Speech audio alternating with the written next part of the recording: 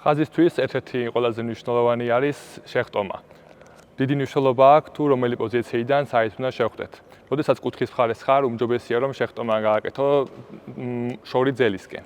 ხოლო როცა შუაშიც გახარ, აუცილებელია რომ გვერდზე გადახვიდე ან მარჯვნივ ან მარცხნივ, რომ გაცდე მეკარეს და გაგიადვილდეს როლის გატანა.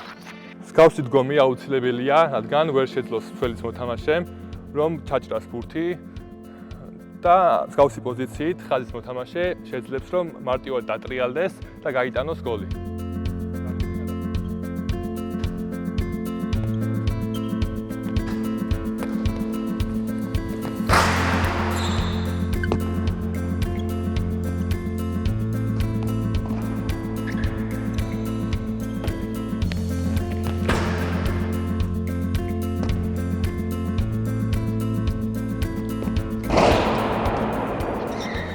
რომ შევაჯამოთ, ხაზისთვის აუცილებელია ბლოკის დაყენება, პოზიციის მოგება და გახსნა.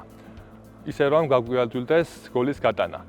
კუთხეებიდან პოზიციაზე აუცილებელია რომ შორეული ძელისკენ გადახვდეთ, რომ მეკარემ ვერ შეძლოს და ვერ აიღოს ჩვენი დარტყმული ბურთი, ხოლო შუაში დგომისას კი უნდა ავირჩიოთ, რომ არ მეკარესგან მარცხნივ, არ მეკარესგან მარჯვნივ გადავიწიოთ და ასე შევძლოთ გოლის გატანა.